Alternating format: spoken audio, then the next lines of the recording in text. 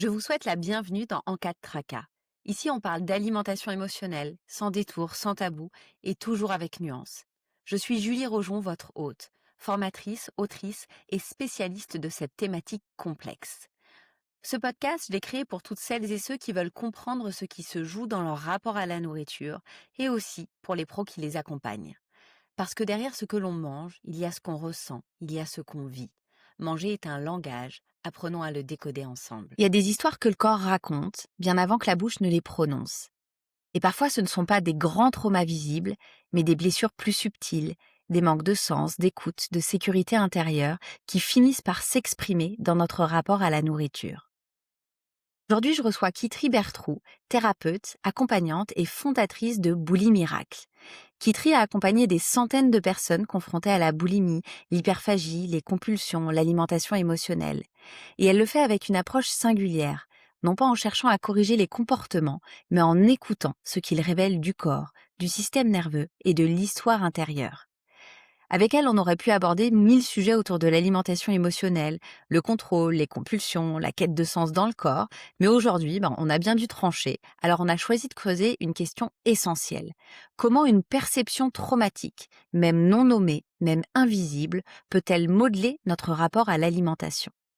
On ne parle pas ici de violence physique ou explicite, celle qu'on avait explorée d'ailleurs dans l'épisode 16 avec Raphaël Girardot, mais bien de ces traumatismes perçus, bien souvent silencieux, profondément marqués dans la chair et dans le système nerveux. Alors aujourd'hui, on va prendre le temps, on va écouter et surtout, on va comprendre. Alors bienvenue dans En cas de tracas, on y va. Kitry, je voudrais qu'on commence par poser les bases.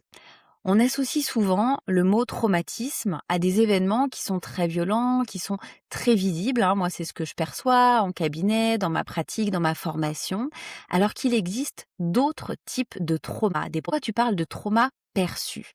Est-ce que tu peux nous expliquer ce que c'est et en quoi ces deux types de traumatisme seraient différents? Bien sûr, alors différent ou similaire, parce que moi je crois profondément que ce qui qualifie, ce qui définit un traumatisme n'est pas forcément proportionnel à la gravité objective de l'événement, mais davantage à la faculté qu'a eu le corps, le système nerveux et les structures associées d'intégrer l'événement.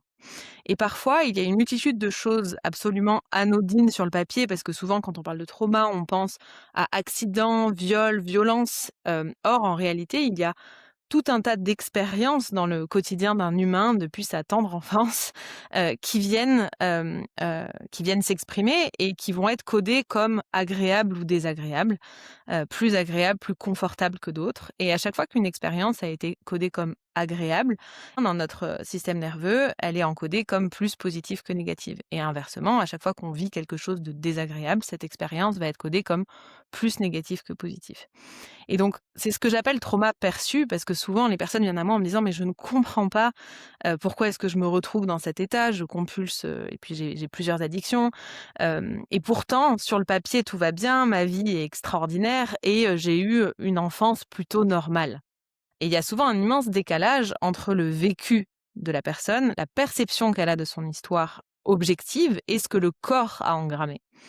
Et moi, ce que j'aime dire, c'est que le corps a toujours raison dans ce qu'il a encodé, et tout ce que la personne ressent et ce que la personne vit est en adéquation avec la perception qu'elle a eue des événements de sa vie.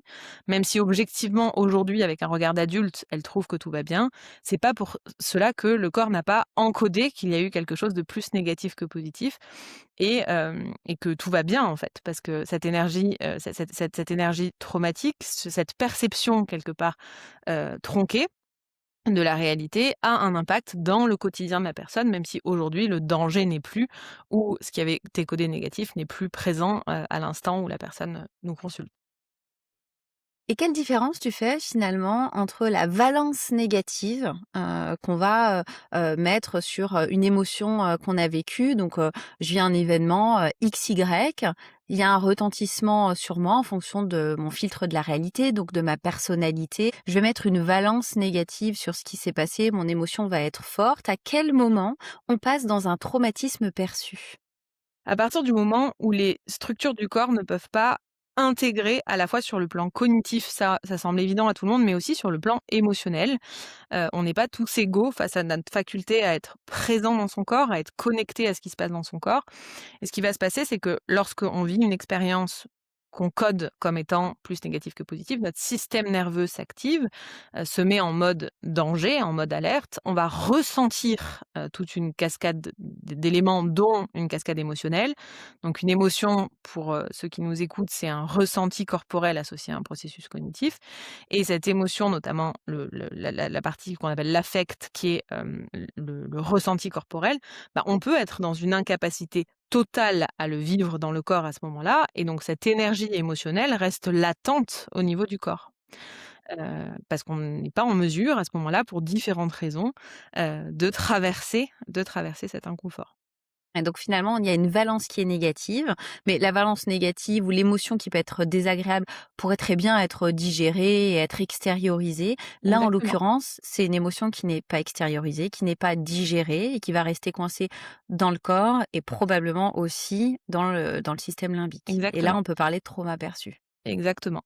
Et dans la perception que l'on a de l'événement, on ne voit pas l'événement dans son entièreté pour à la fois la partie désagréable, mais aussi les enseignements qu'il nous apporte. On n'arrive pas à mettre de sens, sur cet événement, et donc d'un point de vue cognitif, on reste également bloqué dans une perception de, bah, cet événement a été douloureux, a été plus négatif que positif. Qui Et va on peut créer aussi aussi. Ouais, on peut même ajouter aussi une dimension peut-être relationnelle, notamment pendant l'enfance, où, ben, donc il y a notre faculté à vivre, d'un point de vue émotionnel l'événement, à l'intégrer d'un point de vue cognitif en percevant l'événement dans sa globalité, et aussi, une faculté peut-être relationnelle à avoir été accompagné dans notre vécu, à s'être senti soutenu par les autres aussi dans ce que et accueilli dans ce que l'on vit Bien à ce sûr. moment-là.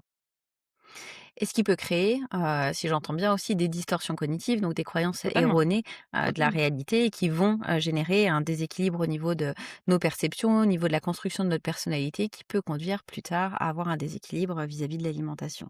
Totalement. Et ce trauma perçu, qui a l'air de souvent se loger, dans l'enfance, est-ce qu'on peut en vivre sans en avoir conscience, sans le savoir?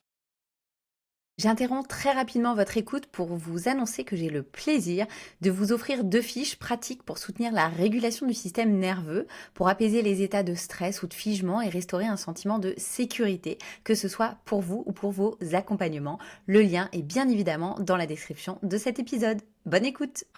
Bien évidemment, on en vit tous, je crois pas qu'il y ait des des humains qui soient vierges et qui n'aient rien. D'ailleurs, c'est cette faculté qu'a notre corps à coder les expériences comme agréables ou désagréables est absolument nécessaire à notre survie.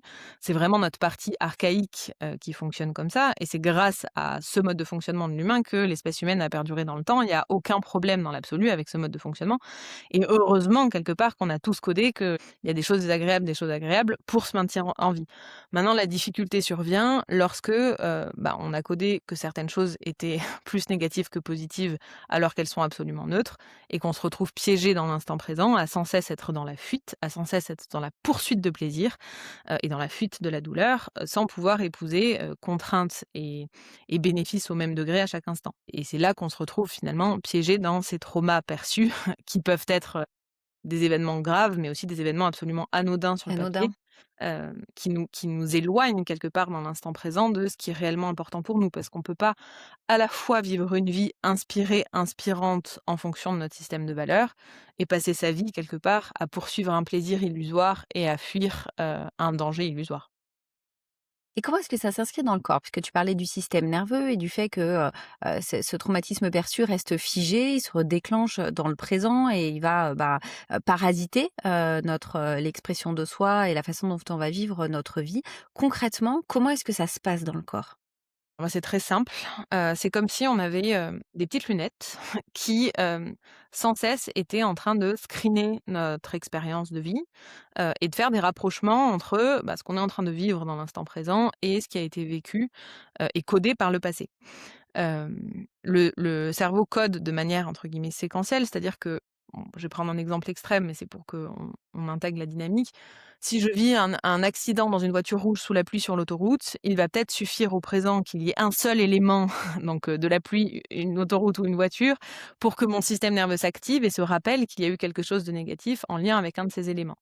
Et donc dans l'instant présent, à chaque fois que je vais vivre une expérience qui ressemble de près ou de loin à quelque chose qui a été codé comme négatif dans mon système, bah, mon système nerveux va s'activer pour me protéger en m'indiquant qu'il y a un danger à l'expérience que je suis en train de vivre. Et donc mon corps va réagir parce que le système nerveux régit à la fois notre manière de voir les choses, mais aussi toute la biologie du corps, tous mes comportements, tous mes ressentis.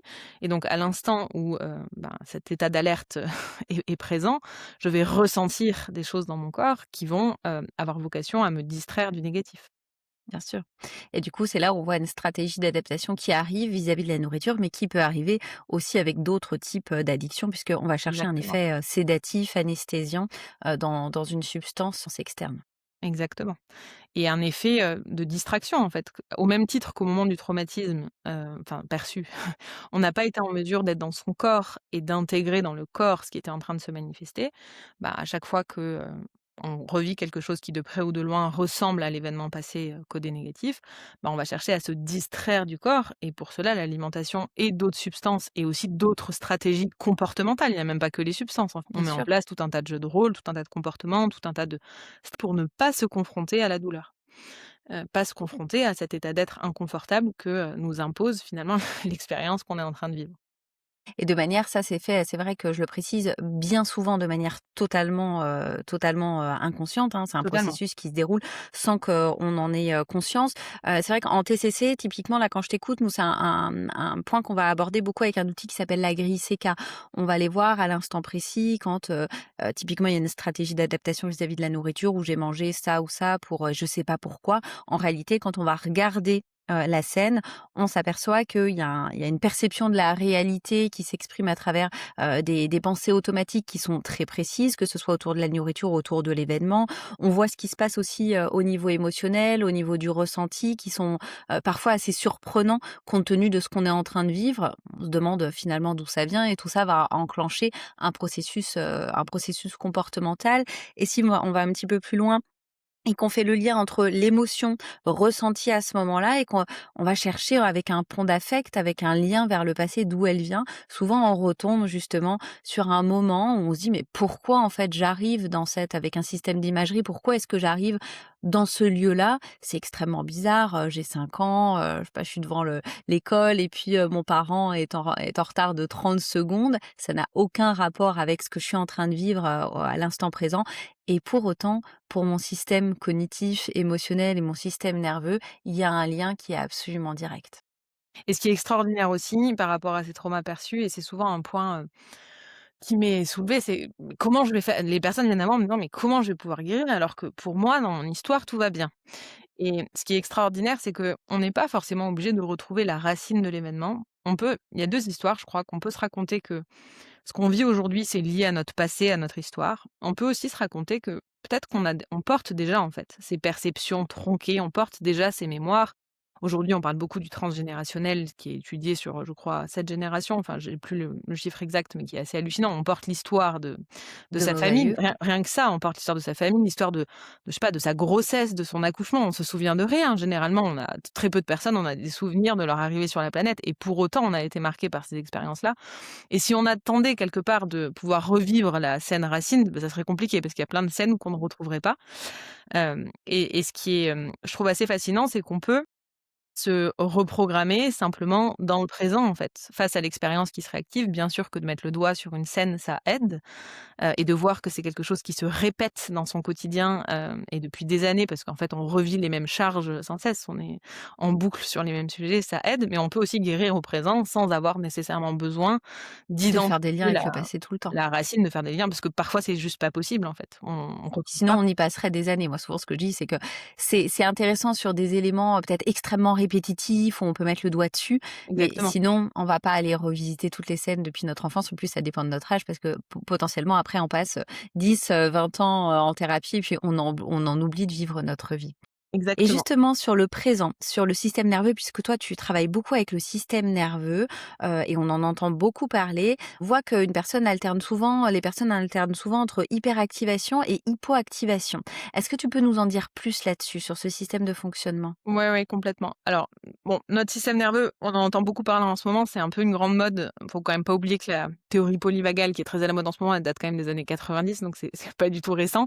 Ça me fait toujours marrer ces modes qui explosent alors que le truc existe depuis très longtemps. Dans 2 ans, ce sera autre chose. C'est exactement, qui existe aussi depuis très longtemps. Mais donc, notre système nerveux, en gros, si je caricature, il a 3 états, mais qui peuvent se combiner en 5 états.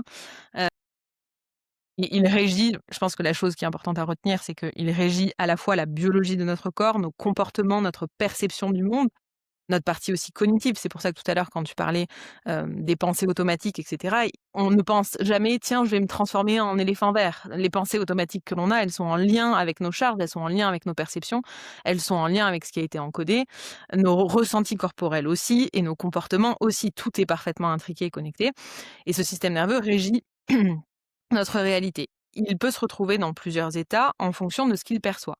Ou bien il perçoit que l'on est en sécurité, et qu'il n'y a pas de danger, à la fois dans son champ externe, mais aussi dans la biologie de son corps, ça on y reviendra peut-être, mais le système nerveux, il évalue le danger à la fois en termes de perception du monde, mais aussi en termes biologiques. Et ce système nerveux, en fonction de l'état des lieux qu'il en fait, ben, soit il va être dans un état sécure, qu'on appelle le vagal ventral lorsqu'on parle de la théorie polyvagale, qui est un état dans lequel on peut être en interaction sociale, en lien avec les autres, en sécurité. Ou bien il va percevoir un danger et là, en effet, il y a 2 systèmes qui se mettent en place. Donc si je perçois qu'il y a un danger sur lequel j'ai une marge de manœuvre, je vais ou bien combattre, c'est ce qu'on appelle le système nerveux sympathique, et si je perçois à un moment donné, comme la souris dans la gueule d'un chat, qu'elle n'a plus la possibilité de ni combattre ni fuir, encore faut-il qu'une souris ait pu combattre, mais bref, on comprend l'idée, elle va faire la morte et elle va se dissocier. Et donc là, on passe dans un état de sidération qu'on appelle le parasympathique, enfin ou le vagal dorsal, dans lequel on va se retrouver, dissocié et une personne qui perçoit un danger va enchaîner ces différents états si tout se passe bien. Le premier état, elle va essayer de faire preuve d'interaction sociale pour modérer le danger. Deuxième état, elle va combattre ou fuir et mobiliser des ressources, pour, faire face au danger et troisième état, si elle n'a plus de marge de manœuvre, elle va se retrouver dans un état de sidération, de dissociation pour se protéger et se maintenir en vie. Et les personnes qui souffrent d'addiction, spécifiquement de troubles alimentaires, et qui sont un petit peu dans cet état d'alerte chronique, qui perçoivent un danger constant, qui n'arrivent pas à retrouver cet état de sécurité. C'est d'ailleurs pour ça que les personnes qui souffrent de troubles alimentaires ont beaucoup de mal à se sentir en lien avec les autres, parce que le vagal ventral manque de «robustesse» entre guillemets et elles sont toujours en sympathique chronique, ben, elles oscillent entre sympathique chronique, trop d'énergie, je freeze, je bascule en dissociation. Et lorsque je suis en dissociation, je reviens en sympathie chronique et j'oscille d'un pôle à l'autre, sans fin. Et l'alimentation et le comportement addictif a aussi cette vocation à, «réguler» entre guillemets ces changements d'état. Qui sont d'ailleurs très fatigants. Moi, souvent, ce que j'entends dans le vocabulaire, hein, c'est, des fatigues qui sont importantes, des personnes qui se demandent, si, il y a pas une bipolarité sous-jacente, s'il y a pas de cyclothymie, alors qu'en réalité, ben, la plupart du temps, ça vient d'un dérèglement intérieur et d'un dérèglement du système nerveux. Et encore une fois, chez la personne cyclotimique ou chez la personne, bipolaire, il y a un dérèglement du système nerveux. Donc oui, ça fonctionne ensemble. Ensemble, bien sûr. Ce que tu disais tout à l'heure, était intéressant sur justement la biologie. Le système nerveux peut être aussi régulé ou dérégulé par la biologie. Est-ce que tu peux nous en dire plus? Bien sûr. Alors en plus, ce qui est intéressant, c'est que si on parle en termes de fibres nerveuses, il reçoit des informations à 80 en provenance du corps, de la surface de la peau et seulement à 20 en fonction de nos perc de en lien avec nos perceptions. Perception. Et ça, c'est un point important parce que souvent, moi, les personnes qui viennent à moi me disent: «Mais moi, j'ai fait, 30 ans, 40 ans de psychothérapie, j'ai tout compris à mon histoire, je suis en paix même avec ma famille aujourd'hui et cetera. Mais pour autant, mon corps continue à être en alerte et je vois bien que c'est quelque chose qui se passe dans le corps». Bah oui, parce que le système nerveux reçoit en grande partie des informations en provenance du corps et de la biologie du corps. Et concrètement, qu'est-ce que c'est? Alors, ben, c'est tous nos marqueurs biologiques, donc notre pH, notre fréquence cardiaque, nos hormones, tous ces petits facteurs biologiques, notre système nerveux évalue sans cesse où est-ce qu'on en est. Est-ce que l'homéostasie est maintenue? Par exemple, je sais pas moi, quelqu'un qui a de la fièvre, bah, le système nerveux va recevoir l'information qu'il y a probablement un danger et que le corps est en train d'éliminer un pathogène. Et pourquoi est-ce que c'est intéressant de comprendre ça dans le cadre des troubles alimentaires? Parce que quand on fait une crise d'hyperphagie, on va modifier la biologie du corps au moment de la crise. Et après, il y a une décharge de glycémie, il y a une hypoglycémie réactionnelle. Quand on vomit, quand on vomit, on envoie l'information quelque part qu'on est en train de s'intoxiquer. Parce que pour notre corps, quand il y a vomissement, il y a pathogène. Et donc tous ces comportements en lien avec l'alimentation, y compris des mécanismes de compensation comme le sport, parce que quand je fais du sport, je cours. Dans la nature, on court pourquoi? Pour fuir un danger. Ben, on renvoie l'information au système nerveux qu'on est probablement en train de mobiliser nos ressources, donc on est probablement dans le système nerveux sympathique, et si on mobilise nos ressources, il y a peut-être un danger. Et Et on dans peut un ajouter, corps je me permets juste de faire un petit arrêt sur image pour, prêcher dans le sens de attention au régime, à la compensation et cetera. Si je fais un régime restrictif, là, tu vois, on est en début d'année, il y a peut-être des personnes qui ont envie de se sortir de leur souffrance via des régimes restrictifs, via une compensation qui est forte. Eh bien, en fait, c'est exactement la même chose qui va se passer pour le corps. C'est qu'on rentre dans un système d'alerte qui est délétère pour notre système nerveux. exactement. Et bah, notamment là, tu parles de régime, bah, notre système nerveux, il évalue enfin notamment il y a, le fameux set point dans l'hypothalamus qui est notre poids d'équilibre, qui est une fourchette de poids dans lequel le corps est, dans sa fourchette vitale. Et ben, lorsque, je vais «mettre à mal» entre guillemets, via mon régime ce set point, ben, c'est un des marqueurs qui va alerter mon système nerveux qu'il y a un potentiel danger et qui Et va comment est-ce qu'on entraîner et donc ouais. on se retrouve dans une spirale. Mmh. Spirale délétère et c'est vrai que tous nos comportements compensatoires peuvent amener, en plus des dérèglements, biologiques, qui sont forts. On peut parler aussi d'un déséquilibre qui est induit au niveau intestinal, au niveau du Mmh, microbiote. C'est vrai que l'humain est à voir dans sa globalité exactement. et les retentissements sont assez importants.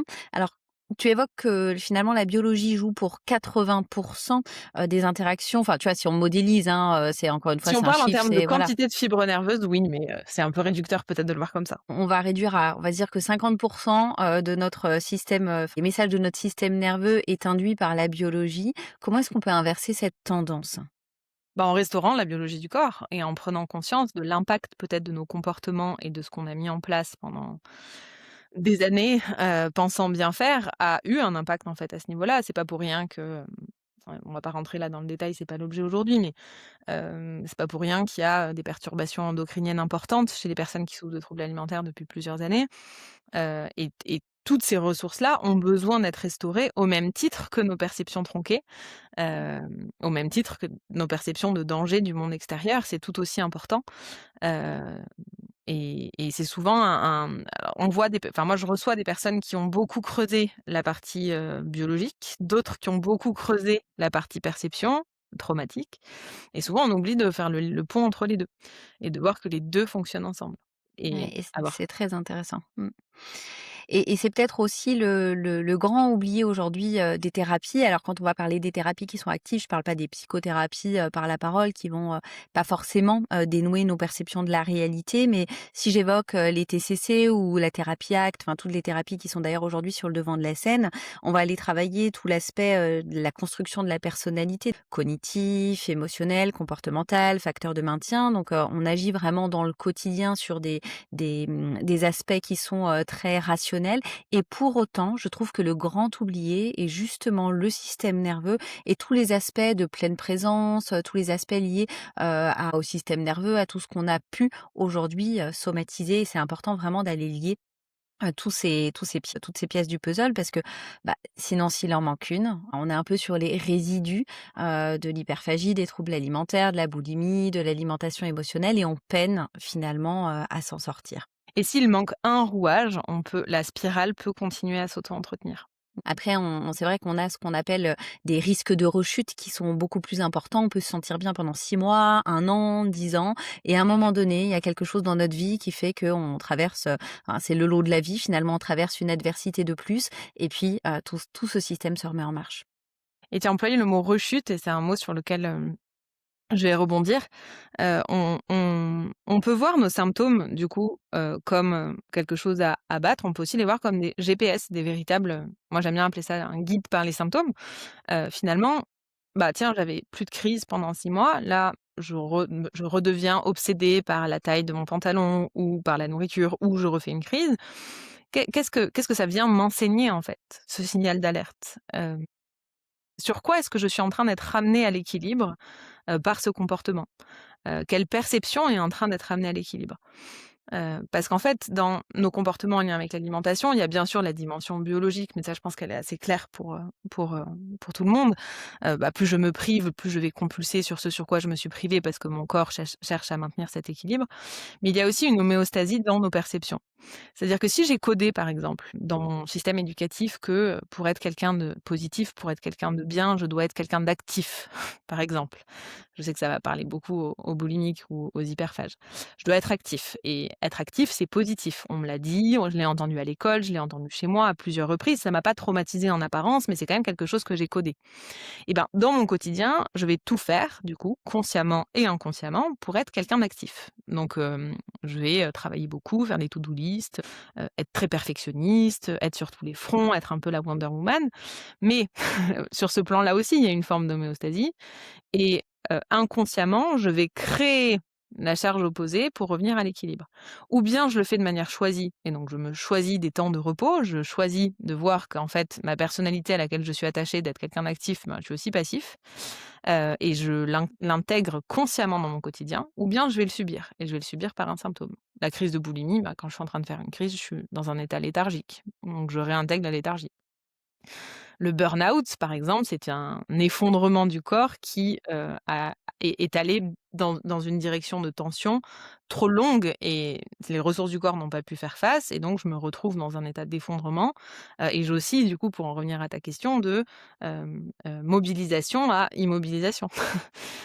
Et il y a vraiment ce retour à l'équilibre sur tous les plans, pas que alimentaire comme on le voit souvent. Bien sûr et c'est vrai que c'est souvent ce que les personnes qui souffrent de leur rapport à l'alimentation vont dire. C'est en fait la nourriture est positive, l'accès à la nourriture est positif même si elle est souffrante après. Sur le moment, ça m'apporte ce dont j'ai besoin. C'est la seule moyen et c'est une croyance d'ailleurs assez positive vis-à-vis de la nourriture, c'est le seul moyen que j'ai trouvé aujourd'hui pour débrancher mon cerveau, pour me sentir mieux, pour me détendre, même si après ça me génère de la souffrance et je regrette. C'est en fait un passage obligé et c'est assez malin, hein, finalement. C'est une stratégie qu'on met en place, qui est une stratégie de survie et souvent ce que je dis, c'est ça peut paraître, contre-intuitif, mais heureusement qu'on a la possibilité d'avoir accès à ce moment-là à l'alimentation ou à toute autre substance pour débrancher, pour revenir, tu le disais, tout à l'heure, à finalement une situation d'équilibre puisque sinon, qu'est-ce qui pourrait se passer potentiellement? On pourrait complètement exploser. Exactement et donc éradiquer à tout prix, vouloir à tout prix éradiquer les symptômes alimentaires, ça n'a aucun sens, puisqu'ils sont pas là par hasard et par contre mettre ces ressources pour sécuriser le système pour que les symptômes n'aient plus lieu d'être, oui. Mais vouloir cristalliser sur la crise, c'est comme vouloir cristalliser sur le champignon d'un mur, d'une fuite d'eau sans regarder où est la fuite, quoi. Ça n'a pas de sens. C'est vrai que d'un point de vue, personnel, c'est bien normal qu'on ait cette obsession de vouloir stopper des pulsions, des crises alimentaires. Néanmoins, juste stopper le comportement reviendrait à créer un autre comportement parce que de toute façon, la stratégie de survie, le curseur va se déplacer, vers autre chose et bien souvent, c'est ce qu'on voit aussi, hein. Mmh. J'ai été addict, à l'alcool, à la cocaïne, à une autre substance et comme je me suis débarrassée de toutes ces substances-là, aujourd'hui, eh bien, c'est mon rapport à la nourriture qui a changé. Et justement, puisqu'on parle de rapport à la nourriture, les compulsions, les envies de sucre, les épisodes d'hyperphagie, pour toi, qu'est-ce qu'ils viennent dire concrètement de notre état intérieur? Qu'est-ce qui se passe au moment où justement on a besoin d'appuyer sur ce bouton «je mange»? Alors, d'un point de vue, au niveau du système nerveux, très souvent, mais en fait, c'est encore une fois à prendre avec des pincettes parce qu'on est tous uniques, mais très souvent, c'est qu'on est dans un système nerveux sympathique ultra, activé depuis trop longtemps et le fait d'avoir justement d'appuyer sur pause, c'est un moyen de basculer en parasympathique dorsal et de basculer dans un état de dissociation, pour ne pas ressentir. Mais on peut aussi retrouver des personnes qui sont extrêmement dissociées et qui vont utiliser le fait de se remplir pour, retrouver quelque part un contact avec le réel, un contact avec leur corps. Donc on peut pas non plus faire de généralité en disant: «Bah, si tu fais une crise, c'est parce que tu es trop dans cet état ou trop dans celui-ci». C'est vraiment à évaluer avec le professionnel qui vous accompagne, puisque, ben, chaque humain reste unique. En tout cas, systématiquement, je pense que le signe, c'est que c'est une manière de se réguler, même si ça semble un peu étrange, qui à très court terme fonctionne, même si à moyen terme, on l'a vu, ben, ça va exacerber l'état d'alerte et c'est pour ça qu'on se retrouve dans une spirale. Parce que le comportement alimentaire va, créer un déséquilibre intérieur qui ensuite va activer encore davantage le système nerveux. Mais à l'instant T, au moment où ça se manifeste, ben, le corps n'a pas d'autre choix en fait que de se dissocier via ce comportement. On entend souvent parler de problèmes de volonté. Ça, c'est un point que j'ai pas soulevé et dont on n'a pas parlé aujourd'hui, mais ce qu'il faut bien comprendre, c'est que quand notre système nerveux perçoit une menace, le néocortex, donc la partie la plus évoluée de notre cerveau qui a la faculté de réfléchir et donc de pouvoir réfléchir avant d'agir, est comme débranchée. Elle n'est plus aux commandes, elle n'est plus le pilote. Donc dans ces moments-là, quand il y a cette perception de danger et que je fais une crise, que j'ai une compulsion, me dire que j'ai pas de volonté, c'est juste ne pas s'intéresser à ce qu'est la volonté dans le corps. Oui, j'ai plus de volonté parce qu'il y a une perception de danger, donc mes ressources sont placées à agir, à courir, à fuir, à me distraire de l'inconfort que je suis en train de vivre et pas à disserter sur, ce qui est bon ou pas de faire pour moi. J'ai d'ailleurs fait un épisode dédié sur le sujet. Si, les personnes qui nous écoutent, veulent, aller l'écouter, c'est tout sauf, bien évidemment, une question de volonté. Est-ce que tu nous dis, ce dont on parle depuis tout à l'heure, donc cette idée de enfin le point de départ, notre point de départ, ce trauma, perçu. Quand une personne se rend compte que son alimentation, ben, peut être liée à tout ce qu'elle a vécu dans la petite enfance, dans l'enfance, hein, ce que tu disais finalement depuis la naissance jusqu'à l'âge adulte, bah, par où on commence en fait? Quel est Mmh. le point d'entrée? Par où est-ce qu'on commence? Alors déjà, je pense que le 1er point, c'est vraiment un changement de posture face aux symptômes. C'est, je cesse de regarder mon symptôme comme le problème à abattre et je le regarde comme la solution maladroite, qui a été trouvée pour répondre au véritable problème. J'aime bien dire que le symptôme alimentaire, c'est la pomme d'un arbre, qu'il y a plein de pommes sur l'arbre et qu'il y a pas qu'1 pomme «pourrie» entre guillemets. Il y a tout un écosystème qui est à reprendre. Et moi, je peux vous parler des piliers, des leviers sur lesquels, on œuvre, dans les accompagnements que je propose, et qui, je pense, sont nécessaires. Maintenant, peut-être qu'en fonction de ses affinités, en fonction de ce qu'on a déjà travaillé, on va avoir envie de se tourner vers certains des piliers et pas tous, ensemble. Même si moi, je crois que l'important, c'est de le faire ensemble pour que ça crée cette spirale vertueuse. Le premier, ça va être apprendre à reconnaître l'état dans lequel se trouve mon corps pour pouvoir aider ce corps à sortir de cet état de manière plus écologique peut-être qu'à travers une addiction. Deuxième pilier, ça va être de venir restaurer la biologie du corps. On a vu que notre corps était déréglé par nos comportements. Tout à l'heure, je crois qu'on a parlé de dysbiose, on a parlé peut-être de SIBO, on a parlé de On peut-être a de parlé d'écosystème, intestinal, on n'est pas allé plus loin. OK, Vous bon, pouvez bah, aller écouter, ouais. Du coup, il y a un épisode qui est sorti il y a un mois sur, le sujet. bah, parfait, ben, voilà. On l'idée, ça va être de venir restaurer comme on le peut toute cette biologie du corps. Troisième pilier, ça va être de, réapprendre à être présent, à incarner son corps. On l'a vu au début de l'épisode, quand j'ai une perception tronquée d'un événement, mon système nerveux s'active, je vais avoir beaucoup de difficultés à vivre émotionnellement, corporellement ce qui est en train de me traverser, donc je vais chercher à m'en distraire. Et à chaque fois que je me distrais, je renvoie l'information au système nerveux que je suis en train de fuir, donc il y a un réel danger. Donc je suis toujours dans la roue du hamster. Donc pour en sortir, il y a un apprentissage de la présence. Comment est-ce que je peux redevenir présent et connecté à mon corps? Quatrième pilier, en mon sens, c'est vraiment de faire un travail sur toutes les stratégies d'éviction, pas que l'alimentation.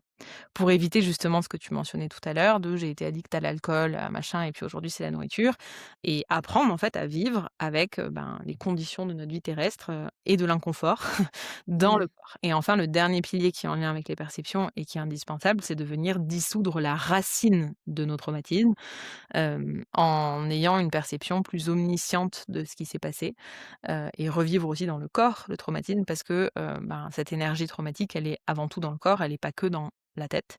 Et c'est d'ailleurs pour ça qu'on peut avoir tout compris et être en paix intellectuellement avec sa famille en en étant toujours activé. Et je crois vraiment qu'on a besoin de, ces 5 dimensions, pour, se retrouver dans une spirale vertueuse et que les symptômes s'effritent d'eux-mêmes. Je peux caler dans ton sens puisque ça me fait plaisir de t'écouter. Je me dis que on est vraiment en phase puisque c'est tous des éléments, par ailleurs que moi je propose dans ma formation et que je dispense dans les suivis que je propose.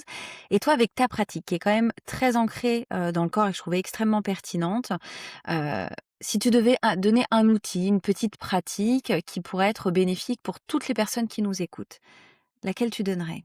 La plus simple, c'est simplement déjà de réouvrir un espace d'écoute avec son corps. Qu'est-ce que je ressens dans mon corps ici et maintenant? Non, pas qu'est-ce que je pense. Souvent quand au début des accompagnements, quand une personne, je lui dis: «Mais qu'est-ce que tu ressens?» Elle m'explique ce qu'elle pense. Non, qu'est-ce que je ressens? Qu'est-ce qui se passe dans mon corps? Il y a ce qu'on appelle la proprioception, et j'imagine que tu en parles très bien dans tes formations, qui est grandement altérée chez la personne qui souffre de troubles alimentaires. La proprioception, c'est notre faculté à pouvoir, ressentir, recevoir les signaux du corps et donc c'est, déjà ouvrir un espace d'écoute dans son quotidien sur: «Tiens, qu'est-ce que je ressens?» et peut-être des choses très simples au début. Qu'est-ce que je ressens? Qu'est-ce qui se passe? Où est-ce que ça se contracte? Où est-ce que c'est chaud? Comment sont mes épaules? Où est mon souffle? Est-ce que j'ai envie de faire pipi? Comment sont mes sphincters? Comment sont mes pieds dans le sol? Qu'est-ce qui se passe pour moi, là, maintenant? Et c'est vrai que c'est une lecture de base qui peut paraître pour certaines personnes assez étonnante et pour autant, il y a énormément de personnes qui sont complètement déconnectées de leur corps. On peut relier aussi l'interoception enfin, tu disais la proprioception, mais aux sensations de faim, de rassasiement, de satiété et j'ajouterais aussi que s'il y a des personnes qui nous écoutent pour qui, ces sensations corporelles sont totalement étrangères, il y a 20 de la population qui souffre d'alexithymie. Donc c'est vraiment, je ne sais pas ce qui se passe dans mon corps. Pour autant, il se passe des choses, bien évidemment, vous êtes des êtres humains, mais il s'agit à un moment donné d'apprendre à recabler, à ressentir, à savoir ce qui se passe dans notre corps et je trouvais que ton exemple était extrêmement pertinent de se dire: «Bah, en fait, est-ce que j'ai envie d'aller aux toilettes?» Il y a des personnes qui ne ressentent pas, c'est finalement ces besoins qui sont primaires et on va aller petit à petit, se réapproprier ces sensations corporelles pour savoir ce qui se passe et non pas que ce que je pense, qui est un peu la problématique aujourd'hui de nos sociétés, modernes occidentalisées. On est beaucoup tourné vers, l'hyper, raisonnement, l'hyper-mentalisation de tout ce qu'on Mmh. vit, de tout ce qui se passe et on est complètement déconnecté de nos corps.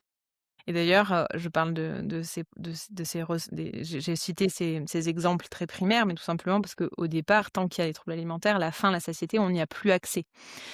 Ça va prendre quelques semaines, quelques mois pour certains avant de pouvoir avoir accès à ces signaux-là et souvent, c'est ce qu'on veut retrouver le plus vite, mais Bien malheureusement, il y a sûr. des étapes avant. Mmh et on y arrive et de façon Exactement. durable. Est-ce qu'il y a une question qui trille que je ne t'aurais pas posée, à laquelle tu aurais envie de répondre? On peut peut-être revenir, pour faire le lien avec les perceptions, tronquées d'un traumatisme, de regarder peut-être le lien entre les comportements, ce qu'on va vivre de manière choisie ou de manière subie dans son quotidien, notamment les compulsions alimentaires en lien avec ces perceptions-là. Donc la perception ali enfin le comportement alimentaire, il va avoir une fonction biologique, on l'a vu, mais il va avoir aussi une fonction de maintenir l'homéostasie sur les plans peut-être plus psychologiques, de l'ordre des perceptions et à travers une crise de boulimie, c'est une réintégration, subie et non plus choisie, mais de tout ce que l'on a réprimé. C'est-à-dire que tout ce qui a été codé comme négatif, si je juge une personne d'être méchante, égoïste, voilà, je vais m'interdire moi-même d'être méchante et égoïste au sens auquel je l'entends et au sens de mes perceptions et malheureusement, parfois je vais pas avoir d'autre choix que de créer des symptômes, de vivre ces symptômes pour m'autoriser à réintégrer dans ma vie ce que j'avais codé comme négatif et ce que je m'étais interdit. Et ça, c'est un point important en ce qui concerne les perceptions traumatiques et en quoi est-ce qu'elles ont un impact immense sur notre quotidien. Je vais vous citer des exemples. La personne qui s'impose d'être active, elle va utiliser sa crise pour retrouver de la léthargie. La personne qui s'impose d'être smart et vive d'esprit, elle peut utiliser la crise pour se lâcher la grappe et être un peu plus molle intellectuellement. La personne qui s'impose d'être gentille et qui dit oui à tout, qui fait du people pleasing et qui rend service à tout le monde, peut-être qu'elle va avoir besoin à un moment donné de péter comme un bouchon de champagne et et de renvoyer bouler tout le monde en se disant: «Mais j'en ai marre, je fais tout pour les autres et moi je reçois rien, taisez-vous et laissez-moi tranquille» et tous nos comportements Dès lors qu'ils sont compulsifs, il y a pas que l'alimentation qui est compulsive dans les profils de personnes qui souffrent de TCA. D'ailleurs, il y a plein de personnes qui ont été diagnostiquées troubles de la personnalité borderline avec ce côté très impulsif. Toutes nos impulsions, à chaque fois qu'on n'a pas la faculté de pouvoir réfléchir avant d'agir, notre comportement, le comportement qui est impulsif, vient nous ramener à l'équilibre sur ce que l'on réprime.